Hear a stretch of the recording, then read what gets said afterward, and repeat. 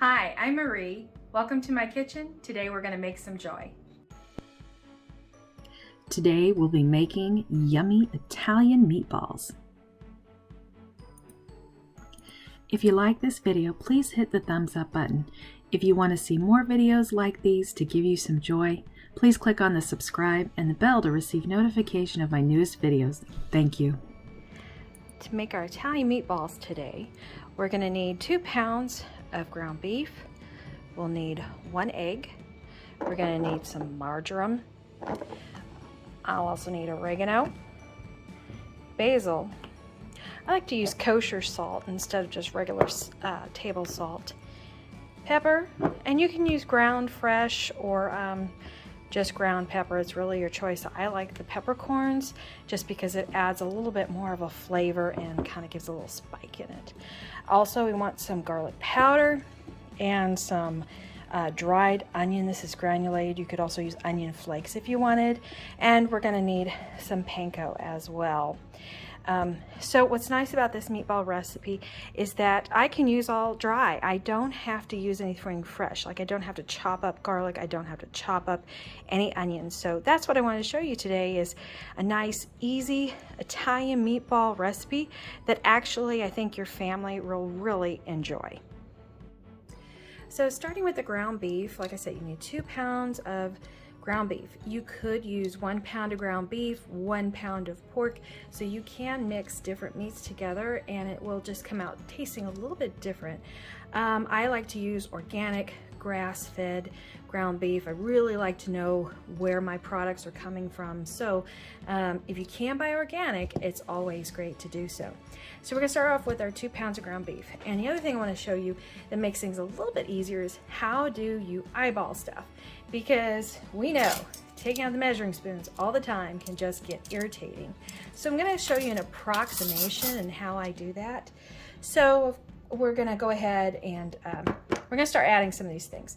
So first off, I want to start with my panko.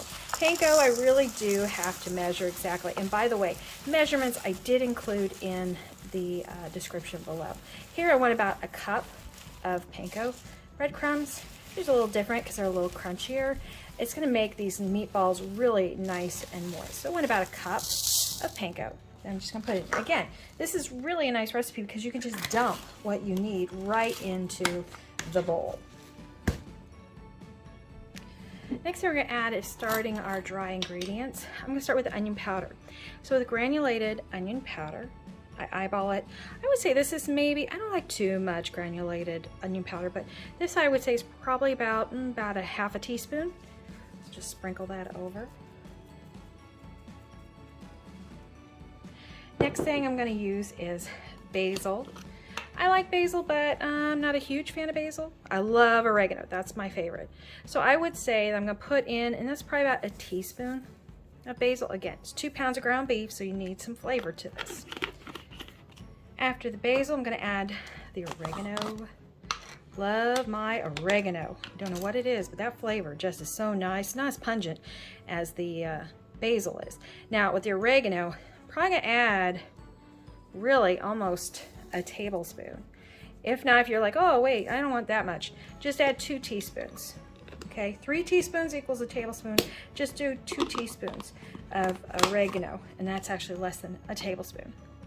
Marjoram is a nice floral, so I'm going to go ahead and add some marjoram, about a teaspoon of marjoram.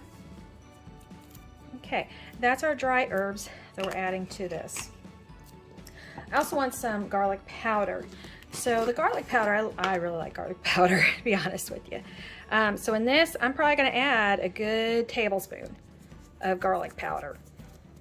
It adds a really nice flavor. Again, there's no salt to the garlic powder, it's just garlic powder. That's the nice thing.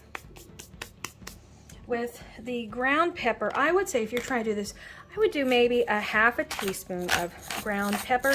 Otherwise, if you use a grinder, I just go around it a few times until I feel like I can see some nice speckling in there. And then I know that's about good enough what I want. Again, it's going to add some little hints of spice in there, and that can always be very nice. Salt, again, this is kosher salt that I'm using, and I'm going to probably use approximately about I'm going to start off with maybe a teaspoon. Let me go ahead and add just a touch more. But I probably add a teaspoon of salt. Just don't want to be over salted. Again, these are Italian meatballs. I can add them to anything. I can add them to a nice tomato sauce. I can add them to a soup. You can freeze these. They freeze beautifully once you've cooked them. So you'll really enjoy these meatballs. Okay, so now we're going to go ahead and add the egg. Now I always, I always scramble my egg before I just add it in. That way it's easier to mix it all in together. Now I'm the kind of person, hey, I'm Italian, so I am the kind of person that I definitely want to feel how my food feels. So I am going to take my hands. It's a whole lot easier than trying to use a fork or anything else. I'm just going to break up the meat. Now the one thing I want to tell you is don't do this squeeze where you go all the way through your hands like that. Don't do that, okay? That's just a mess. You do want to break apart your meat, add in all your ingredients. Make sure it's all thoroughly mixed really, really well. Otherwise you're going to have these little bits of salt or pepper or basil. So I kind of tear my meat apart when I'm mixing it up like this, to make sure everything gets in. And you'll feel that panko, it softens as it's getting wet. Again, it's going to help keep the moisture in these meatballs. So, and this recipe came from an Italian family, so my mother is the one who actually started this. So thank you, Mom, for this recipe. It's served me very well through my years of marriage. So again, these meatballs just freeze beautifully. I always store them in my freezer in a Ziploc bag, and I can separate them. This makes about 30 meatballs, so I can separate them out. If I do a soup, I cut them in half usually so that everybody gets a piece. Otherwise, you can definitely make meatballs out of it. So as you see how I'm mixing this, I just kind of keep turning it here and there just to make sure that I get everything mixed up really good together. All right, I'm gonna go ahead, get my hands all cleaned up. This looks really good to mix. As you can see, the herbs, the panko, it's all homogeneous. It's all mixed together. You can't really tell a difference anywhere in the meat. You don't see anything that looks just red meaty. You see green leaves and stuff all throughout. So I'm gonna go ahead, get cleaned up, and take you to we're then gonna make our balls, and then we're gonna go ahead and cook this in the oven. I'll show you how to get all that prepped. All right, cleaned up that stuff. Now we're ready to make some meatballs. Now you notice I have a little bowl of water. This kind of helps in between so that when I need something to help clean off my hands or to get away from that sticky stuff on the hamburger, I just dip my fingers into the water as I'm going along. It's just cold water, dip them in the water and start my meatballs. It actually makes it a little bit easier. So I'm just gonna gently roll them. I make them about, it's probably about an inch. I would say maybe an inch and a half. About that thickness, pretty easy, you know. Just for today, I'm putting on a plate. Usually, I just put it right onto my prepped pan, which I'll show you in just a little bit before we put it in the oven, how I prep it up so that way it's ready to go, easy for cleanup, easy for cooking as well. So I'll show you that in just a little bit, but right now we're focusing on making those meatballs. So again, about an inch, inch and a half, just depends upon how many you really want to come out. Like I said, this typically makes about 30 meatballs, which feeds quite a bit in your family, really. I have a family of 4, and in each bag that I have, because I'll separate it out probably for about 3 meals, and I can use, honestly, I can make a soup with 10 meatballs. I just make sure that, like I said, I either half them or quarter them. If I'm doing spaghetti and meatballs, I'll definitely use maybe more like 15. Then everybody gets, if you think about it, separate that out, 4 people, everybody's gonna get at least 3 or 4 meatballs. And these are actually quite filling, I'll say that. They're very filling meatballs. So I'm just gonna continue making meatballs here, and we'll go finish this up and then head over to the oven to bake them. Okay, so we are ready to bake. So I like to not have such a mess. I like an easy cleanup. My oven is at 375. And so we're going to take these nice big old meatballs. Again, the biggest thing you want, I probably actually got them about 2 inches size. You just want them even. That way you have even cooking and you don't have to go for an extended period of time, or you got some done and some not done or overdone. You never want that. Like I said, I want to have some nice cleanup areas. So what I do is use heavy duty foil in my pan, and I like some air to go above my meatballs. So I have like the little extra wire tray for them to sit on. Now, I don't like the mess. Again, I don't like the mess. So I'm going to top this with parchment paper, but I just wanted you to be able to see that I do have foil, heavy duty foil lining this again to help me on the cleanup. So as you can see on my parchment, all I did was just fold up the ends so it measured about the same length as my little wire tray here.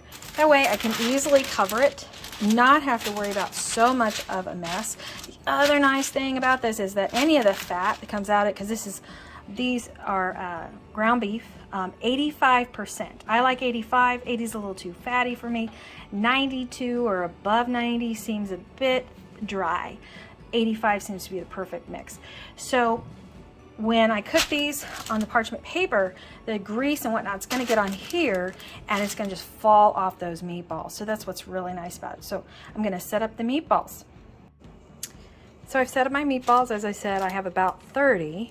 And you don't have to give so much room. I just have like maybe, it's not a lot, but if you look, just a little bit of a finger between each one of them. I don't want them sticking. So I'm not going to have them placed right up against each other. Otherwise they'll bake and they'll end up baking together. That's not what I want. But I got about 30 meatballs out of this. So this is going to be perfect. I can set this up for, like I said, I can do 15 and 15, or I can do 10, 10, 10. That makes 3 meals. So in one cooking stage, I can actually have for 2 meals. So I can plan ahead, especially when you're busy working and stuff. So I'm going to go ahead. The oven is at 375. So we're going to go ahead, put this into the oven. I like to put either on the 2nd or the 3rd rack, lowest to the element.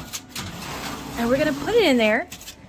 We're just going to bake them for about, we're going to start with 25 minutes. It may take longer than that, but we're going to go ahead and set this. Oops. There we go. We're going to set this for about 25 minutes starting out, just to make sure if they're done or not. I do take the temperature on these to make sure that they are done, and I'll show you what I use here in a minute. So we're going to go ahead and bake these for 25 minutes. All right, so it took probably about 30 minutes. So again, it's approximately 25, 30 minutes. As you can see, nice and brown and cooked. All that grease kind of went out of those little meatballs, but I want to make sure that this is absolutely right, because I want to make sure they're cooked. So I have what's called a Javelin Pro pen. I love this thing. It is great for taking temperatures. I got this off Amazon. It's about $56. So approximately, unless it's on sale, but it is a fantastic. I've had this for over a year and I love the Javelin Pro pen to take temperatures. As you can see, it's nice, big writing. If I cover that, woo, it lights up. It's awesome. So I'm going to just take the temp on these. I want to make sure about 160. Hey, if it's a little over, no big deal. So just take it, put it about in the center of the meatball. 165 this time. Awesome. And I just test just a couple of the big ones, maybe one in the front, one in the middle, and pretty much these are all spot on. This one's a little higher, but still not. As long as it's 160 over, we are good to go. So our meatballs are done. They're fantastic, ready for sauce or ready for storing for whatever we need. So find and make some joy in your day today. Have a wonderful day. Thank you.